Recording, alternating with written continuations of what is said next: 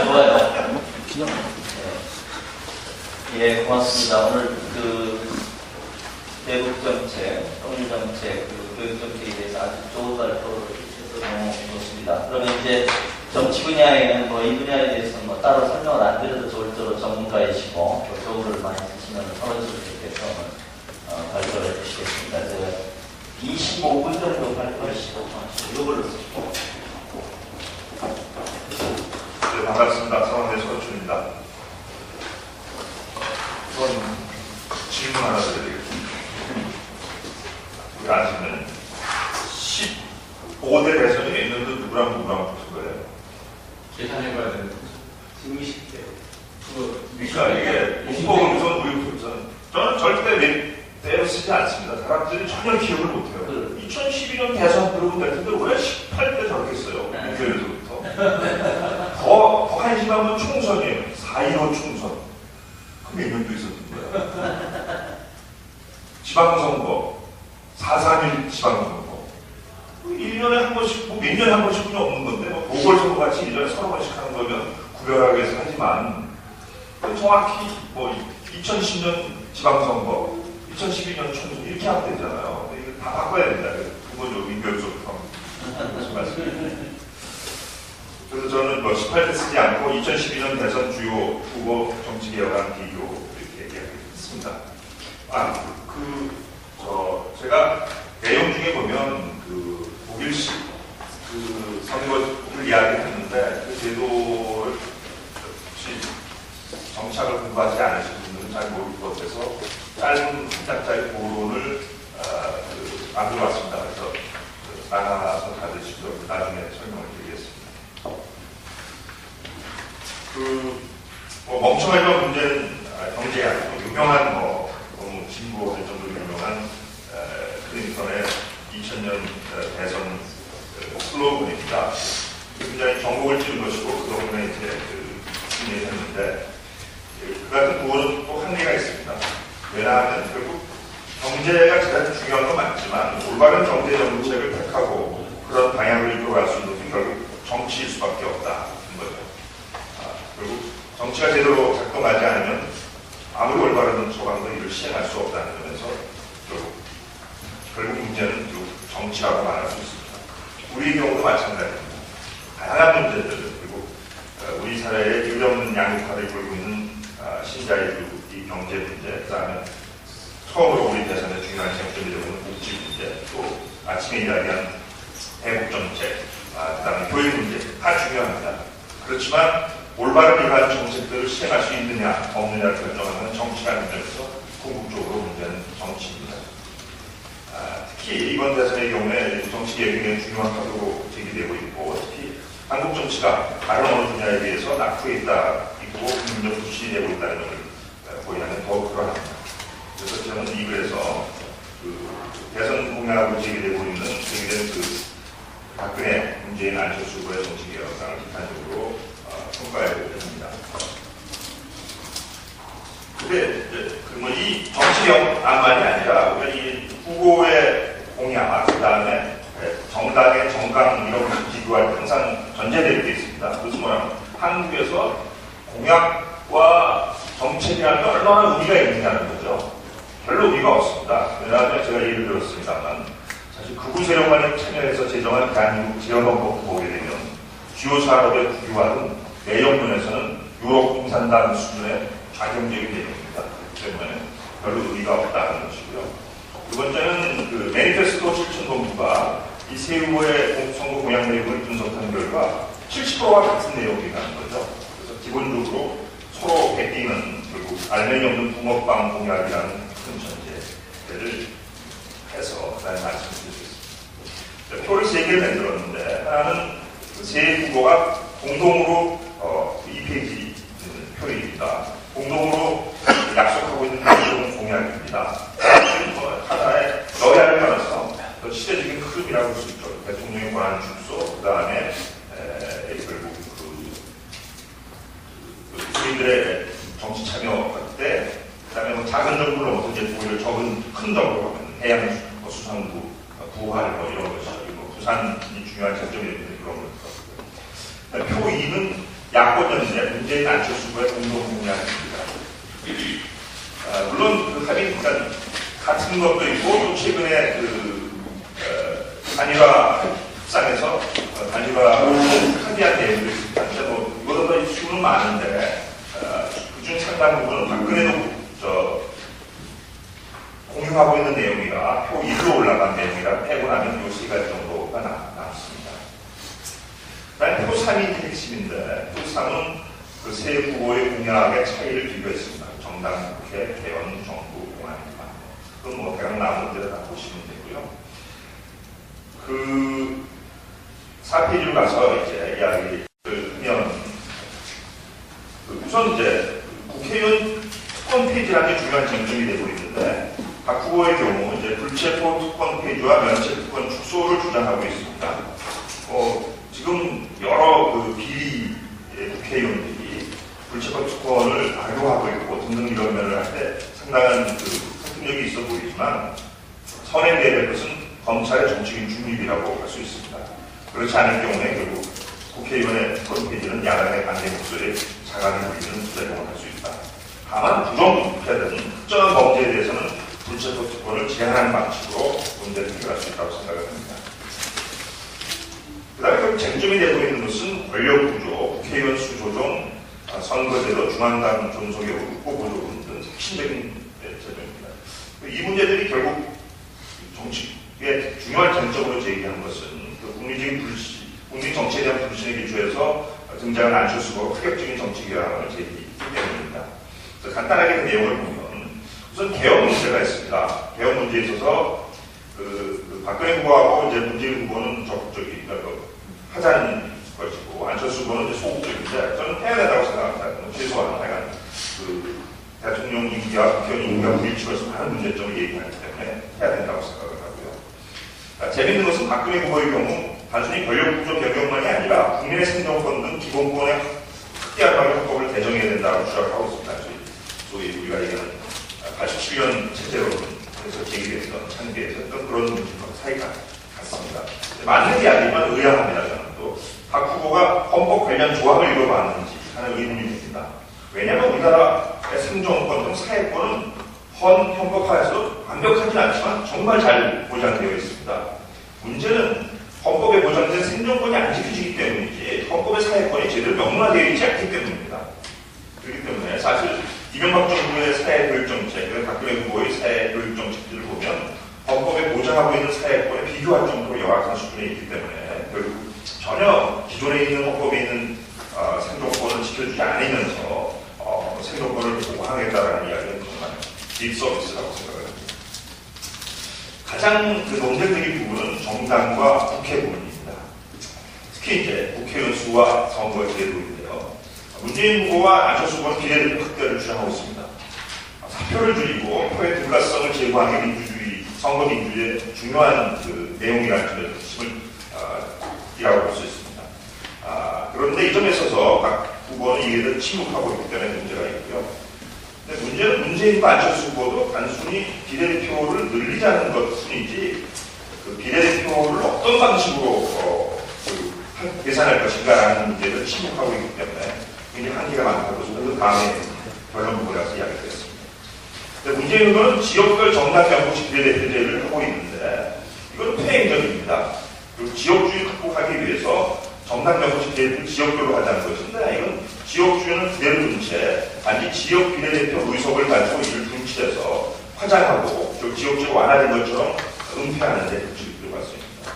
결국 뿐만 아니라 이렇게 할 경우에 지역 비례대표 의석을 차지하기 위해서 오히려 지역적 투표행위가 더 심화될 구조도 있습니다.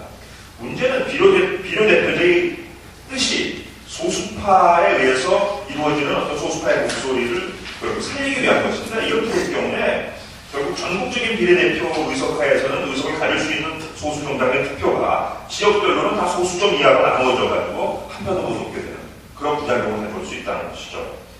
그래서 진정으로 지역주의를 선거 제도를 통해서 교정을 하려면 순수 비례대표제나 전국을 하나의 선거구로 만드는 대선거구제가 올바른 답이라고 볼 수 있습니다. 중앙당 폐지, 국고보조금 축소, 정당 개혁에 대해서 박 후보의 침묵은 너무 기득권적이고요. 그렇지만 중앙당 폐지, 원내 정당화, 국고보조금 축소를 기준으로 하는 안철수의 아는 개혁의 의도는 이해가 되지만 오히려 대악이다, 선무당, 사간다는 아니라고 볼 수 있습니다. 중앙당에 비대하는 문제가 있지만 이를 없애고 원내 정당화할 경우에 부작용은 더 커집니다. 우선 정당의 정책적인 이론은 실종될 것이고 원내 정당이라는 이름하에 국회와 정당은 소수 정치 에리트들, 즉 국회의원들의 사격 클럽으로 전락할 것입니다. 미국 정치가 어떤지 나는 잘 보여주고 있고요. 그러니까 정당 국고보조금 축소도 문제의식 이해가 하지만 결국 선거 고용제를 구태시키고 정치자금을 마련하기 위해서 더욱더 경제 권력에 의존해서 정경 정착을 심화시킬 우려가 있다. 그래서 중앙당의 경우 정책 기능을 강화시키지만 결국 다른 부분들은 오히려 축소하는 것을 또 내용으로 하고 국고보조금도 무조건 축소하는 게 아니라 당비를 얻는 것에 비례하도록 개혁하자는 문제라는 합의라고 볼 수 있습니다. 논쟁적인 국회의원 수를 300에서 200명으로 축소하자는 안철수 아닙니다. 결국 국민의 정치적인 불씨를 고려할 때 국회의원 특권 축소 등 정치권의 혁신을 시급하고 외 같은 주장을 했는데 이해가 되지만 이건 정말 말도 안 되는 아닙니다. 결국 오히려 이 안이 나오자 오히려 최양희 교수 많은 정착자들 우리가 기대를 위해서 국회의원 수를 늘려야 한다고 주장하고 있습니다. 이게 문제가 너무 커지자 그냥 예시적 수준이다. 꼭 200명 줄이자는 건 아니다. 국민 고통 분담에서 축소하는 방향만 보여주자는 얘기였다고 하는데 정말 국민을 장난하는 것도 아니고 이건 아니면 말고식에 잘못된 전형적인 논쟁이라고 했습니다. 결국 인구 같은 것을 고려할 때 우리나라 국회의원 수는 오히려 적습니다. 아무가 우리나라 국회의원 수가 많다고 해서 일본과 미국과 비교했는데 말도 안 되는 비교죠. 미국은 연방제에다가 양원제를 우리가 비교할 수 없고요. 안보식의 논리는 세종대왕하고 장면정부 비교해서 왕정이 민주정부보다 유능하다고 주장하고 있습니다. 결국 정치학계에서는 인구 등 여러 변수들을 종합해서 우리나라 국회의원 수가 특정 수보다 적다는 게 정설입니다. 이것에 대해서 인구, 국민총생산, 정부 예산, 공무원 수를 기준으로 해서 OECD 국가들 때문에 가장 체계적인 연구를 하는 게 있는데 우리나라 적정 국회의원 수는 379명입니다. 그 다음에 국회의원 수를 줄이면 문제점이 개선될 거냐? 여러 비판이 나오자 안 후보가 기득권 정치의 반발이라고 이야기했고 그 다음에 자기를 포퓰리즘과 비판한 것은 기존 정치를 싫어하고 새 정치를 갈망하는 국민의 요구를 대중의 어리석음으로 폄하하는 것이다. 그래서 예를 들어서 국회가 강압해서 세비 16%를 인상했는데 그런 거 보지 못하냐고 얘기했어요. 그러나 국회의원 수를 줄인다고 세비 인상보다는 강압이 나올 수 있느냐? 정말 오히려 수가 적어질 만큼 강압은 더 쉬워질 것이고 국회의원 수가 줄어들 만큼 그걸 소수 특권화될 것이다. 문제는 국회의원 특권을 줄이고 국민의 통제를 강화하는 것이지 수를 줄이는 게 아니라는 겁니다. 문제는 결국 단순히 이게 틀린 게 아니라 결국 이런 비판에 대해서 경청을 하는 게 아니라 오히려 이를 기득권층의 반발로 폄하하고 대중의 지지를 근거로 모든 것을 정당화하려고 하는 안철수 후보식의 성격은 정말 위험하다고 볼 수 있습니다. 그리고 나치스의 비극을 인지한 것도 결국 대중이었고 이명박 정부의 최대의 승리를 기여한 것도 대중이었다고 하는 걸 잊어서는 안 되고 정치개혁에 대한 국민의 어떤 큰 방향을 오른 것이지만 개별적인 구체적인 안까지도 결국 오른 건 아니다. 결국 최 교수들이 국회의원 축소라고 하는 구체적인 안을 비판한 것은 결국 그런 것이지 새 정치를 갈망하는 국민의 요구 자체를 대중의 어리석음이라고 부정한 건 아니라는 겁니다. 그럼에도 불구하고 안철수가 이 같은 비판을 기득권의 반발이자 대중을 어리석은 것으로 폄하한다고 몰고 가는 것은 보고 있으면 정말 히틀러 대중운동을 보는 것 같아서 모골이 소년해집니다. 사실 대중이 이렇게 막 항상 올까면 뭐하러 참모를 만들고 캠프를 만들고 자문 교수들을 건드립니까? 여론조사 전문가들만 고용해서 사람들을 여론조사해서 대중이 원하는 것만 전부 공약으로 하고 대통령이 애들 다 부서 없애고 여론조사 만들어서 정책을 피는 거죠. 정말 위험한 발상이라고 했습니다. 그리고 국회의원 100명 줄이면 4천억 전략할 수는 국회 없으면 1조 전략하고 문재인, 안철수, 박근혜가 앉아가지고 여론조사에서 지지율 가지고 국회의원 의석수에 해당되는 피권 가지고 셋이서 앉아서 결정하면 되죠. 가장 효과적인 방법. 근데 문제는 안 후보가 비례대표 확대를 주장하고 있는데 과연 비례대표를 국회의원 수를 200석으로 줄이면서 다시 비례대표를 늘리는 게 그러면 결국 비례대표가 100석이 되고 지역구 의석은 100석으로 줄어드는데 지금 250석에서 100석으로 40%를 줄일 수 있냐는 거예요. 말도 안 되는 공론이죠. 정말 전형적인 방법이 있습니다. 그 다음에 대통령 권한 축소도 마찬가지입니다. 옳은 문제의식인데 대통령 임명권을 10분의 1을 줄이자. 정말 그 성문당자는 물론 대통령 임명권이 남용되는 건 문제가 있는데 이를 축소할 경우에 더 큰 문제. 막스 웨이버가 아이언 케이지라는 말을 했어요. 정말 철장 벗어날 수 없는 그게 바로 관료 독재입니다. 현대사회에. 잘 알지만 김대중 노무현 정부도 알리바이가 있지만 김대중 노무현 정부 여러 정책들이 실패한 게 결국 관료들에게 오히려 실패했다는 주장들이 많이 제기되는데 대통령의 임명권을 10분의 1로 축소할 경우에 아무리 대통령이 개혁적이어도 관료들이 거의 아무것도 못하게 될 그런 결과를 갖다 줄 거라는 거죠. 정말 정치 현실 너무나 모르는 정부당 같은 이야기들을 하고 있다고 생각합니다. 사면권 간단히 이야기하면 안 후보의 경우 대통령이 사면권 행사 전에 국회 동의를 얻도록 해야 된다고 하고 있는데 다양은 많지만 세부적으로는 필요하다. 왜? 문제는 비리 전과자 이런 사람들을 사면하는 것인데 이것을 또 재벌 정치권이 합의해서 국회가 동의해주면 결국 아무것도 못한다. 막을 수 없다. 그래서 오히려 비리 전과나 쿠데타 등 반민주 정과 특정한 어떤 반국민적인 범죄의 경우 대통령이 오히려 사면을 못하도록 법적으로 아예 딱 막거나 아니면 사면을 해주더라도 다시는 공직에 출마를 못하도록 막아야 된다는 거죠. 문재인 후보는 뇌물 날선 수재는 비슷한 부패 전과자의 공직 임용을 막아자고 했는데 제 생각하고 비슷합니다. 그렇지만 이것은 임용직 또는 임명직에는 가능하지만 선출직은 결국 규제할 수 없다는 거예요. 그래서 선출직을 막아야 되기 때문에 사면권 제한이 필요하다고 했습니다. 이게 전반적인 문제의 평가고요. 제가 무결정의 정치와 실종되는 의제라는 이야기를 했는데 로버트 단이라고 하는 세계적인 정치학자가 있었습니다. 1960년대 미국의 정책결정 과정 관련해서 이제 박원주와 LHV 논쟁이 있었습니다. 그 당시에 이제 여러분 잘 아는 C.W. 미디라고 하는 유명한 세계적인 미국의 사회 미국은 소수 파워 엘리트가 지배하는 사회라는 주장을 했어요. 그랬더니 달이 정책결정 과정을 시적으로 분석을 해봤어요. 그랬더니 그게 아니라 정책결정 과정이 소수 엘리트에 좌우되는 게 아니라 다양한 집단의 권력이 분산되는 다원주의 사회를 얘기했습니다. 예를 들면 주택정책을 보니까 부유층들은 가격, 쉽게 얘기하면 주택 문제 해결할 때 가격을 시장에 맡긴다라고 얘기를 하고 중산층은 예를 들면 신도시에 권하자고 얘기하고 빈곤층은 임대주택 직접하는 임대주택으로 실제 정책이 관철이 된 거예요. 그거 봐라. 그러니까 그거 보면 권력은 주택정책에 관한 빈민이 가지고 있다. 이런 식의 결론을 내렸어요.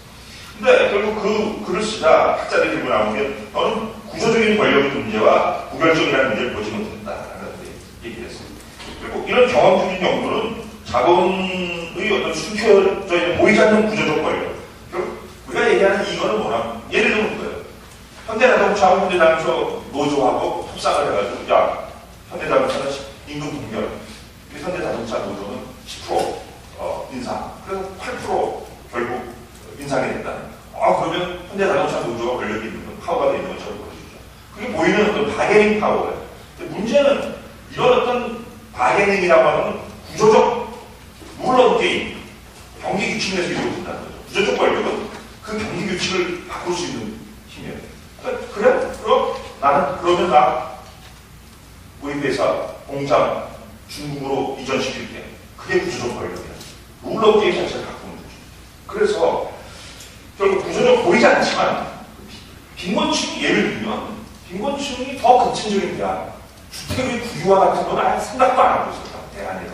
그래서 빈곤층의 사고까지 지배하는 자본의 헤게모니에 수많은 급진적 대안들이 빈곤층에 의해서까지도 대안으로 인식되지 못하고 대안에서 원칙적으로 배제되고 있는 너무 디지털 정책 결정이나 정책 무결정 문제를 보지 못했다고 비판을 했고 다른 이 같은 비판에 공감을 달리 반성했고 지금은 뭐 가장 세계적인 사회주의자가 되어 있습니다.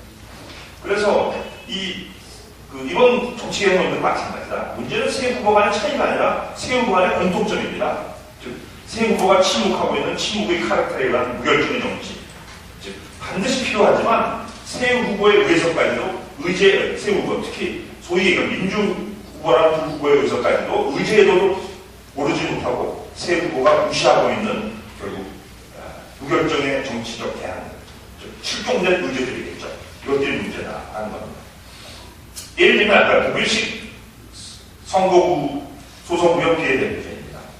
아까 얘기한 대로 거의 반으로 하는 3분의 1 가지고 논쟁을 하고 있는데 제가 보충 자료를 보시죠. 비례대표를 산출하는 방식이 문제입니다. 비례대표를 산출하는 방식은 일본식하고 독일식이 있습니다. 우리가 뭐 전문 용어로는 병영제하고 병립제라고 부르는데 그 개념은 아주 우리나라는 일본식입니다. 그래서 예를 들면 300석 중에 100석을 비례대표로 한다고 하면 10%를 예를 들면 녹색당이나 진보정당이 얻었다고 치면 그 100석의 10%를 나눠가는 거죠. 10석이 되는 거예요. 그렇죠? 그렇게 되니까 사실 10%를 얻었으니까 30석을 가져야 되는데 사실 3.3%만 갖게 되는 거예요. 그러니까 6.3분의 1은 사표가 되어버리는 것이죠. 왜? 이게 병립시켜가지고 병립시켜서 바로 비례대표에서만 비율을 정하기 때문에. 독일식은 어떻게 하냐면 전체 300석에 무조건 10%를 주는 거예요. 그래서 예를 들면 30석을 다 주는 거예요. 지역구에서 30석을 이미 얻었으면 한 석도 안 줍니다. 그 다음에 비례대표에서, 지역구에서 0석이면 30석을 주는 거예요. 그 다음에 5석을 지역에서 얻었으면 25석을 주는 것이고요. 그래서 결론은 항상 전체 의석수는 실제 득표하고 일치하고 사표가 전혀 없는 것이죠. 그렇게 하다 보니까 어떤 문제가 생기나 하면 전체 의석수가 총량과 넘는 수가 310석이 되는 수도 나와요. 가끔 나오는데 그런 지역적인 문제라는 것이죠.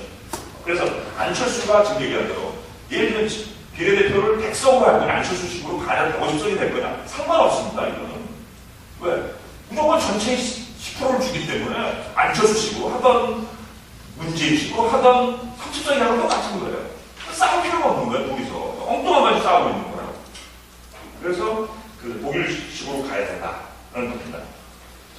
그래서 그렇고 저는 그래서 아까 하나 제안하고 싶은데 우리가 지금 협상을 하고 있고 정치개혁의 중요한 아젠다에 올라있기 때문에 저희들이 이 심포지움이 끝나면 저희 3단체 심포지움이 일부러 정치권이 이런 비례대표 방식을 독일식으로 바꾸라고 건의하는 건의문단 이런 걸 하게 됐으면 좋겠습니다.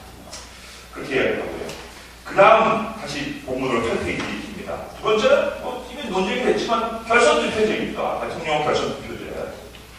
그러면 안철수 문재인 그렇게 난리칠 필요도 없고 30, 옛날에는 사실 지금 정세라는 그런 겁니다. 옛날에는 결선 투표제 얘기하는 거는 완전히 나쁜 놈이었어요. 왜? 우리나라에서 결선 투표 얘기하면 반호남 반DJ의 상징이었어요. 결선 투표제 도입해서 97년에 그때 주식이었을까요? 졌을 거예요. 그렇죠? 왜?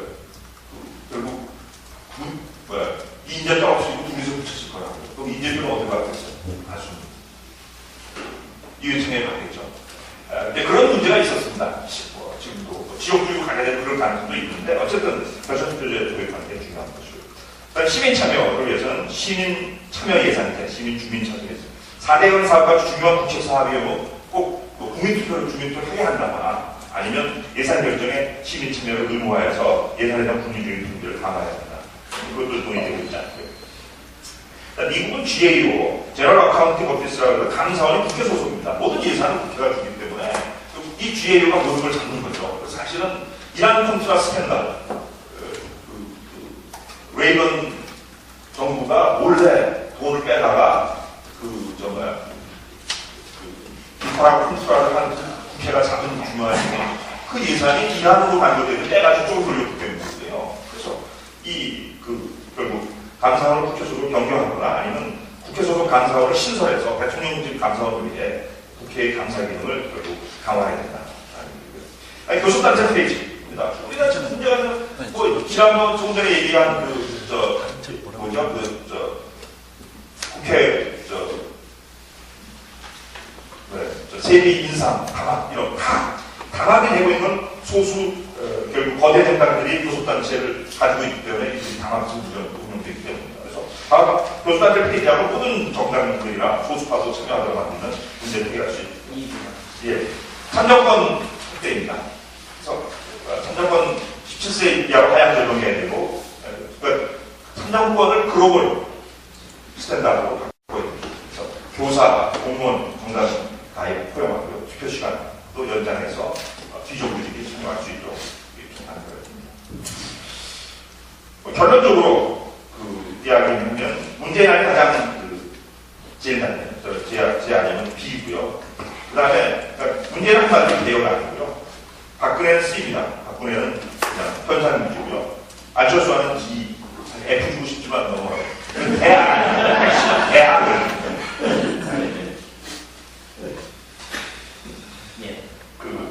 그렇습니다. 그리고 가장 높은 정치받는 문제의 난도 진짜 중요한 정치 개혁의 침묵 가운데서는 무결점의 문제가 심각하고요. 더 중요한 것은 결국 또 중요한 것은 결국 정당 체제 또는 정당 경쟁 구조라는 측면에서는 역사적 퇴행까지 느껴진다. 97년, 2000년, 2007년 에서 특히 2000년, 2007년의 경우 진보 정당의 진보 후보가 제3 후보로서 결국 주요한 목소리를 내고 그 정당의 비교 효과를 받았는데 이번에는 아예 존재감이 사라져버린 우리 강세인 오늘 그래도 심상정 밑에서 교육정책 좀 비교해 주셨습니다만 사실은 우리나라 정당들이 가뜩이나 이념적 거리가 멀지 않고 비슷한데 기존 거대 정당 즉 새누리당하고 민주통합당 중간에 새로운 무소속 후보가 나타나서 석파전을 이루고 있고 그것이 우리의 오늘 비교 대상이고 그리고 수렴 현상이 일어나고 있다는 거죠. 그런 점에서 한국 정치는 어떤 면에서는 발전하는 게 아니라 퇴행하고 있다는 것을 느끼게 되고 또 정치개혁 논의가 결국 이 같은 퇴행을 제도하는 방향으로 나아가는 것이 아닌가 하는 우려가 듭니다. 감사합니다. 예, 고맙습니다. 저희처럼 이제 조금 이해력이 부족한 사람은 딱 B, C 이렇게 딱 점수를 주는 게 확실한 것 같아요. 너무 복잡하게. 근데 박근혜를 너무 안 점수를 주신 것 같아요. 결과적으로. 박근혜 소감을 주시네. 예. 확실한 설명을 해주시네요. 여기 제가 문제를 드렸습니다. 안 후보가 박근혜 후보보다 낮은 점수를 받는 것. 다르게 얘기하면 박 후보가 안 후보보다 높은 점수를 받는 의학에 보일지 모르지만 경제나 복지가 아니라 정치 개혁에 관한 어쩔 수 없는 점수다. 최소한 박근혜는 대학은 안 시키고 있는데 정말 안철수와는 대학이 아닙니다. 이 안배우 선생님이 대학 출신 활동론적 설명을 해주셨습니다. 출신은 아니지. 내가 서울대 출신. 예, 저희 시간이 없습니다만 그래도 한 약간 밥 먹는 시간 드린다고 생각하고 이게 또 흥미로운 쟁점이고 해서 혹시 말씀해주겠습니다.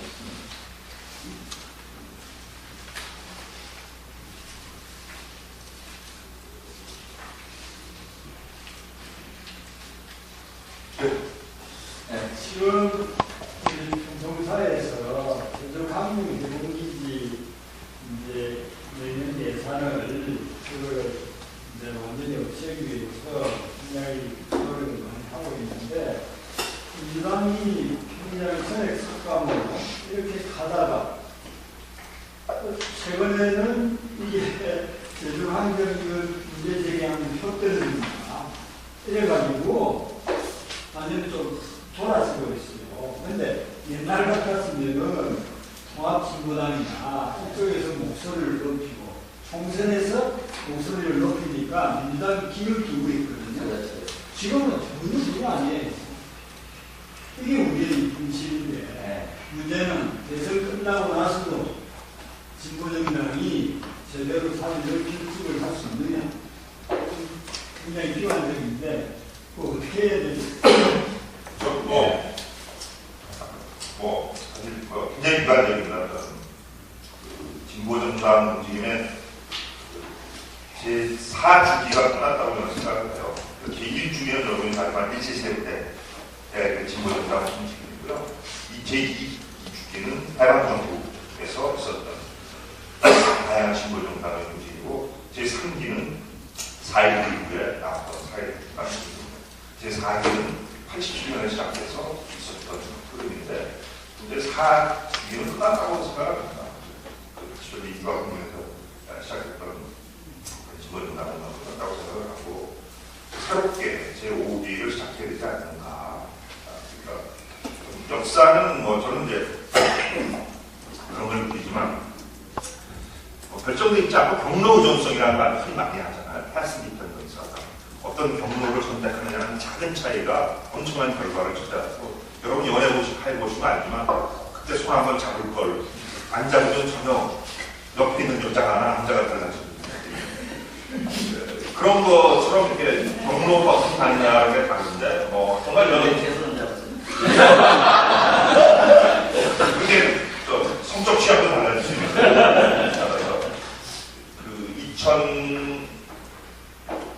2007년에 고비였다고 보여주고요.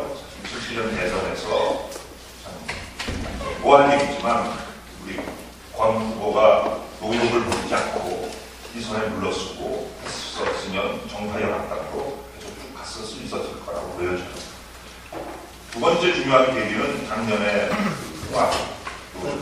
진보교를 드리겠습니다만, 물론 진보신당의 강력파도 문제였지만 이정이나 이런 식에서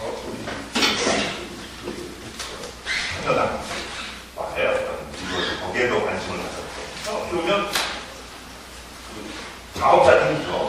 그리고 다 무너진 거는 결국 참여계한테 당한 거잖아요. 그러니까 그게 반대하는 참여계에 끌어들였다가. 그래서 이제 사실상 지금 여론조사 보면 이정이 0.1%, 그다음에 신상이 0.5% 나오는데 존재감은 별로 없을 거고, 아마 대선에서 전망을 하면 둘 다 사퇴를 하겠죠. 아마 신상적은 야권 연대로 사퇴를 할 거고, 들어가서 손을 들 거고, 그다음에 이정이나 통신당은 야권이 받으면 뭐가 떨어질 거라고 생각하기 때문에 안 받을 건데, 그렇다고 해서 나갔다가는 자기들의 지금까지 주장한 거에 다르기 때문에 정권 교체를 위해서 사퇴한다라는 식으로 그냥 스스로 사퇴하는 모양을 가질 거라고 보여져요. 그래서 근데 저는 사실 그런 생각을 하는데, 그래서 오히려 지금 좋은 방법은 여러분들 기회가 있으면 진보정의당이 빨리 민주당하고 합당을 하라고 이야기를 해주시기 바라는데, 그래서 민주당 내에 진보 블록 그렇잖아요. 아니 이 유시민이랑 같이 하는데 진보도 좀 민주당하고 왜 못해요? 훨씬 민주당이 더 진보적이잖아요. 유시민이야말로 새누리당하고 민주당하고 중간쯤 있는 사람. 그래서 빨리 합치라고 하고 새롭게 시작을 해야 되지 않나 하는 생각을 합니다. 사실은 우리 강경생이 계시지만 형통사 민교도 등등해가지고 연석이 얘기해서 무슨 인진수급을 내려고 했던 것도 그런 어떤 심볼릭한 의미가 있을 거라고 보여지고, 그랬지만 실패를 했던 것이고, 그래서 제5기 새로운 진보정당 움직임이 새롭게 시작해야 되지 않는가 하는 생각입니다. 네, 아까 안철수 후보의 정치개혁 내용에 대해서 비약 좀 주셨는데요. 근데 이제 분명히 국민들이 기존 새누리당, 민주당 주도의 그런 정치판에 대한 어떤 방안, 후보를 만든 거 아니겠어요? 그 국민의 기대, 정치 변화에 대한 국민의 기대의 핵심적인 내용은 뭐인 것 같아요? 그 선생님 파악하시기에. 그걸 좀 아는 거가 잘못 읽고 있는 건지, 아니면. 제대로 읽고 있는 거죠. 그러니까, 아까 얘기했던 히틀러가 제대로 읽었듯이. 그 시대를 살리는 거죠. 또 국민들은 좀 반정치적이고 새끼들은 뭐 국회의원 없애버리고 싶은 생각이니까 안철수가 덜 나간 거죠. 그래서 국회를 없애거나 50석을 줄이자고 했으면 국회가 많이 나왔을 거예요. 그래서 지지율이 높았을 거라고요. 근데 과연 아까 얘기한 표창 얘기지만 제가 소련 동부의 몰락이나 이런 걸 보면서 느낀 거예요. 아무리 초리남부가 대중이 더 현명하고 대중이 힘을 넣었다고 하죠. 그렇지만 모든 사안이 그런 건 아니거든요. 그건 정말 조심해야 된다고 생각을 해요.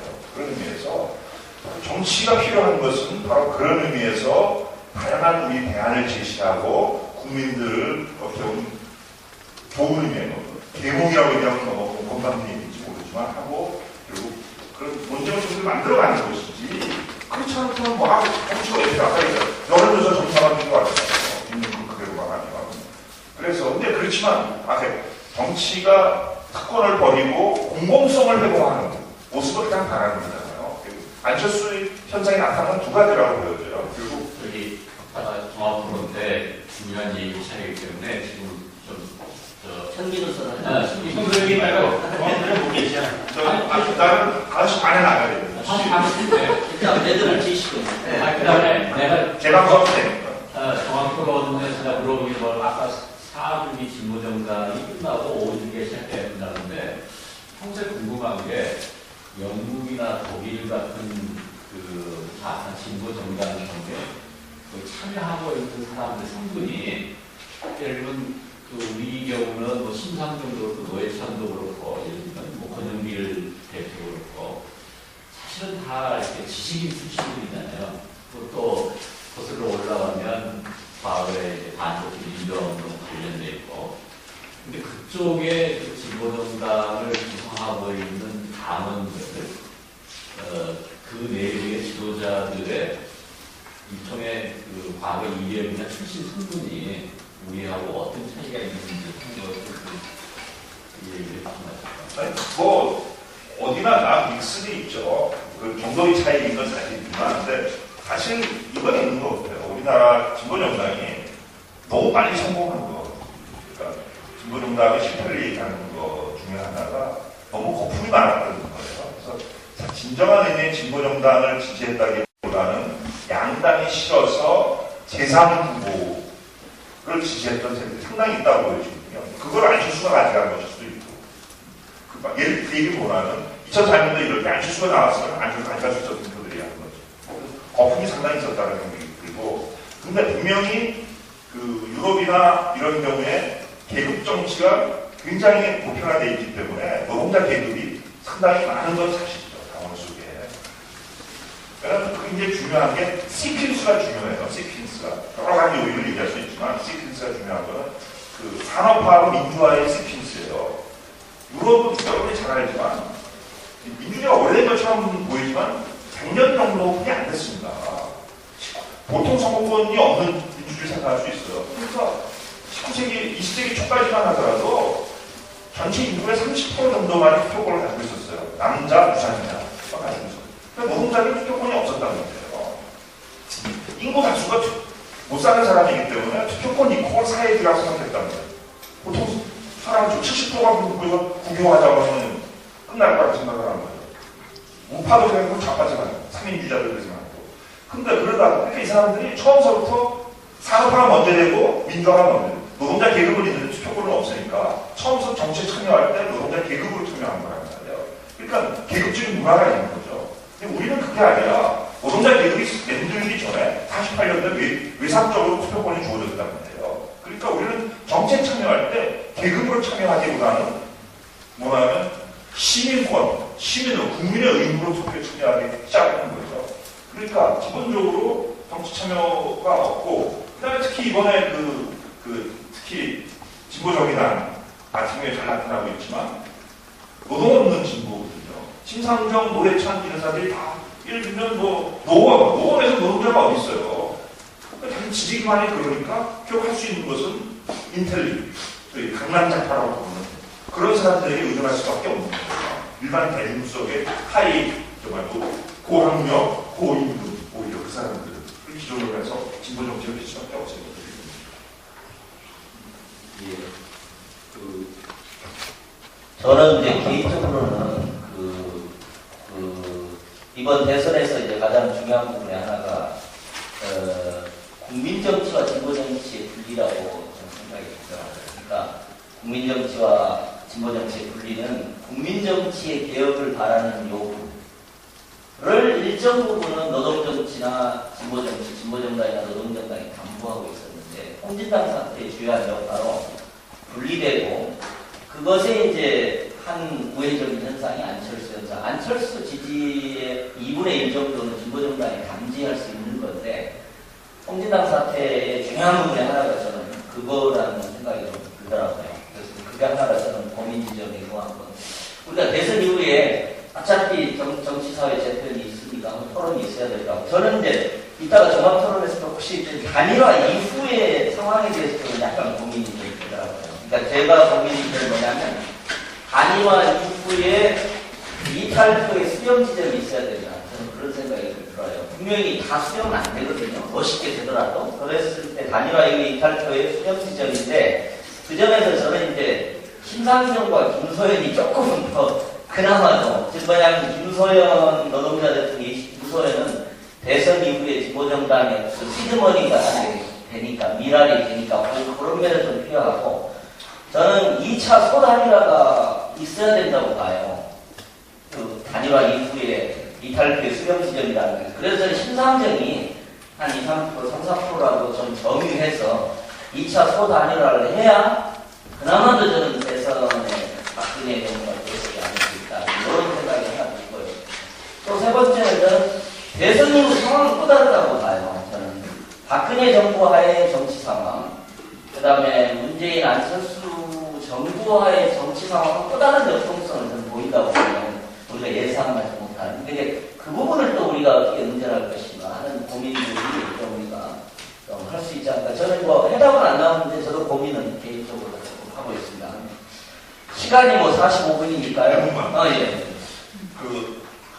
조선의 굉장히 중요한 것은 국민 정치와 진보 정치의 분리라고 얘기했는데 그걸 또 거꾸로 얘기하면 진보 정당이 빠르게 성공한 데는 너무 진보 정치 뿌리내기 전에 국민 정치에 의존해서 컸다는 거예요. 왜 얘기하면 다르게 얘기하면 그게 외국은 뭐냐면 개혁 정당들이 처음 찾아보세요. 그게 바로 문제이더라고요. 국민 승리 이슈, 일어나라 코리아.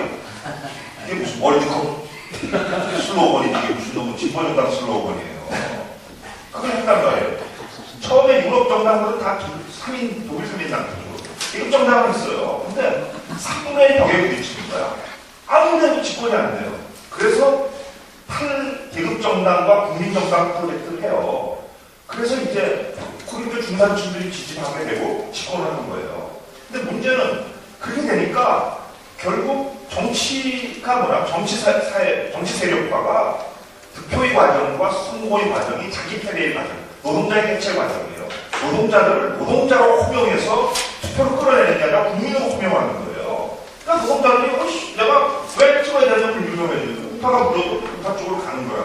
그러니까 우리나라도 진보정당 어디서 큰다 하면은 분명히 국민정당으로 가야 되겠죠. 근데 처음에는 개혁정당인데 처음에 그걸 제대로 못했고 노동자 개혁, 지금 우리나라의 지금 진보정당에서 보면은 국민정치의 실패가 아니라 진보정치의 실패라는 거예요. 조금 전에 나왔지만 노동자들이 안 찍는 거야.